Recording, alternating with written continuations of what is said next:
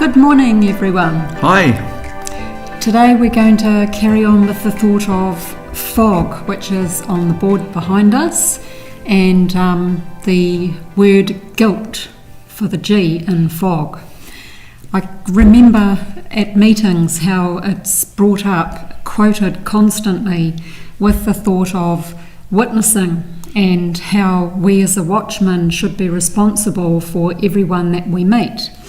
And it reminds me of Ezekiel 33 verse 8 when it talks about the wicked one will positively die, but if you don't speak out to warn him, you will lose your life as well. So that was a lot of guilt that you had to carry week in, week out, knowing that you have to go out and warn them.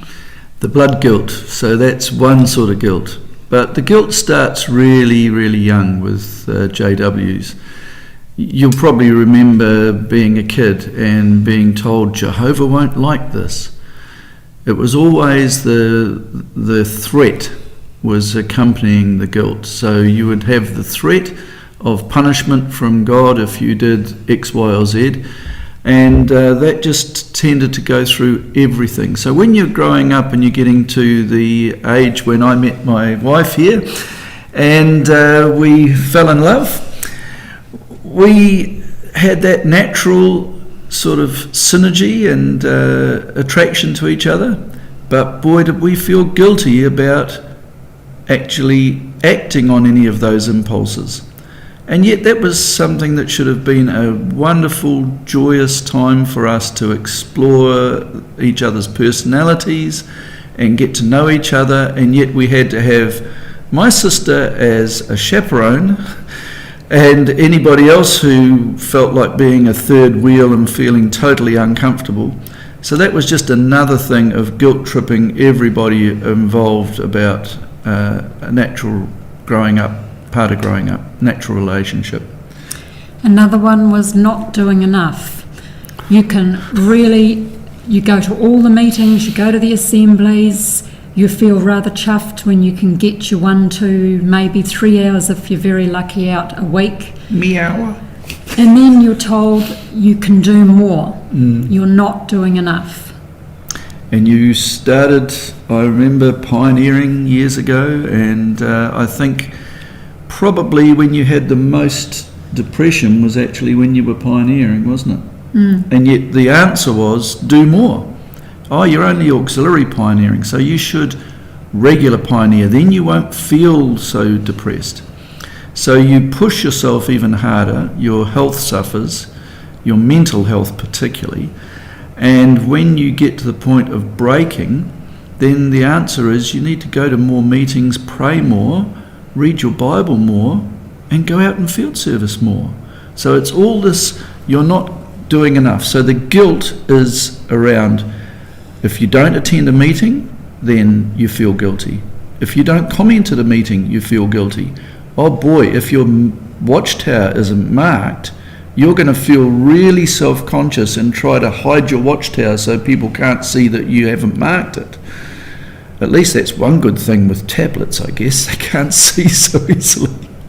And then being a snitch, as far as your friends go.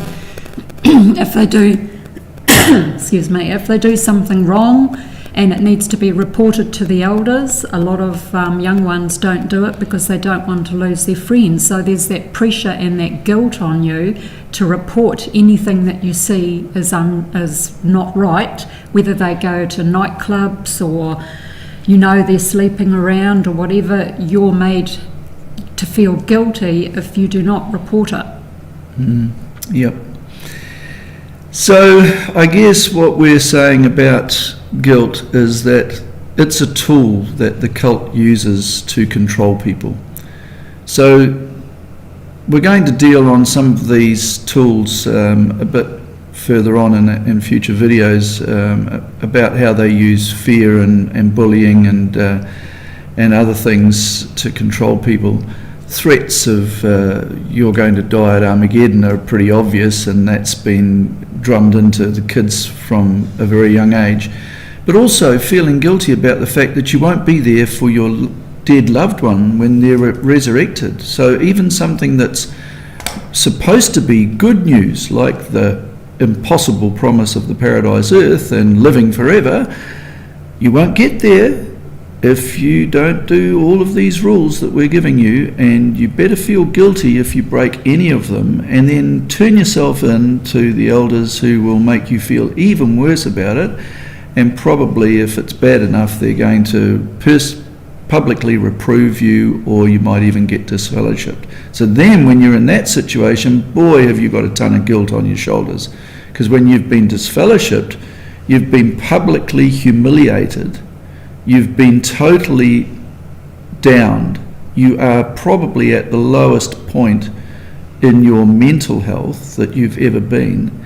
And do you get any support? No, they restrict the contact that you get, isolate you so totally that you have no family, no friends, no support at the time when you'll need it the most. It's no wonder that there's so much illness, mental illness, amongst Jehovah's Witnesses. It's very sad. I know a lot of people do feel for these ones that are disfellowshipped or put on reproof, but they're not allowed to show it out of fear and out of guilt of the elders finding you out and you ending up in the same boat. And one of the things that I think is quite a common one is birthdays and Christmas. Birthdays, for instance, you're encouraged to maybe get together, welcome a new baby, give gifts and everything, but the years that follow, we don't give a toss. You know, you're alive, you've been born, you've had your one birthday and gifts when you can't remember it, and from now on, we don't care. And the other things that you were made to feel guilty about, remember when you wore a bracelet around your ankle at one time? That was a sign that she was a harlot. And of course, if your skirt was anywhere up above the knee, then boy. And if you've got a nice figure and it's not showing your knickers, why do you have to wear a long skirt? As long as it's modest.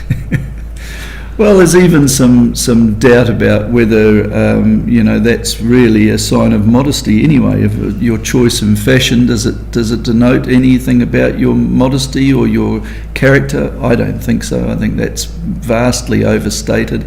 But yeah, just one of the other things. I mean, I've always loved music. It's been my business for many years. I love music, and yet I can remember from a very early age, that's not appropriate music. You can't listen to that band, they've got terrible covers on their albums. And some of the music I didn't particularly like, like Kiss, for example, could take it or leave it. So the fact that they dressed up in outrageous costumes and painted stuff all over their faces, it didn't really interest me at all. But there was some other music that I used to keep hidden in the collection because I liked the music and I thought it was great, and yet it would have been frowned upon. But remember, KISS stands for Knights in Satan's Service. Oh, so. Yeah, definitely. Yeah. And it's probably got some backmasked, satanic themes in there as well. There's all those conspiracy theories that JWs just love to believe without actually doing any research to find out whether it's true or not. So what other sort of guilt stuff can you think of, Dee? Well, on that same thought, it's concerts. If you go to a concert, and it could be like we went to Fleetwood Mac a number of years ago, and you get questioned, what did you go to, what did you see? And suddenly you feel guilty that you've been to something when it's a neat group.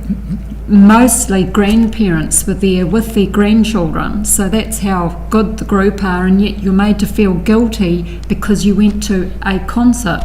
I remember going to see Pat Benatar a few years ago at a country venue just north of Auckland, and we were with another witness couple, and as we walked down to find a place to sit down, here in front of us was one of the elders from one of the more local congregations that we knew with a whole bunch of others, and we happened to know that their meeting was on that afternoon. And so we thought, okay, we didn't feel so bad about being there. But you still have this thing of always watching what you're doing in case somebody else is watching you. Are you doing something you're supposed to be doing? And it's that continual guilt about being watched or Offending someone. offending somebody, and continually having to be on guard, as it were, about things which are just ordinary good things. I mean, when we had our first ever birthday party, which was for Joy's 60th, it was a surprise party. We had 45 people there. It was the most fun time. There were people there that were genuinely good people that were very happy for Joy reaching that milestone, and they just wanted what was good for her and for her to have a good evening. And it was a fantastic evening. And really, you know, you're not put on a pedestal as such. You don't feel like a god and worshipped in that respect.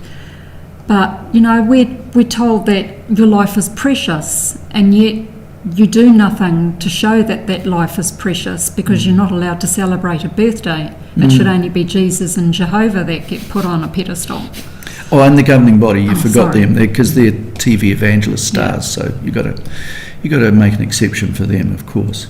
But yes, that's the thing. I mean, we have seen such family bonding at times of birthdays that it is totally a joyous time. It's a time for families to get together, to share and rejoice in life. And the funny thing is that when you get to the end of your life and you die, Jehovah's Witnesses won't actually celebrate the life of the person. They'll turn that funeral into a big guilt trip where people will get guilted about not doing enough, and then they'll turn it into a recruitment exercise to try and get more cult members along by saying, well, you know, this person would have wanted you to come and study the Bible because they believed in the resurrection and they're going to be in the new system, and you better study the Bible and become a Jehovah's Witness, otherwise you won't be there. So they're guilt tripping everybody into doing what they want them to do. And let's not even go near the guilt tripping about donating. Oh yeah, I guess we're going to have to do that. Because that's how they guilt trip you. Yeah, that'll take another time, and I think we'll probably leave that to a future video because we're trying to keep these pretty short and sharp. So yes, we'll deal with the guilt tripping around donating in a future video. And if you've got any topics that you'd like us to discuss, then by all means let us know. Please subscribe. Click the little bell down below just to make sure you get a notification of when our next video is posted. And as always, thanks very much for watching our channel. Bye. Bye.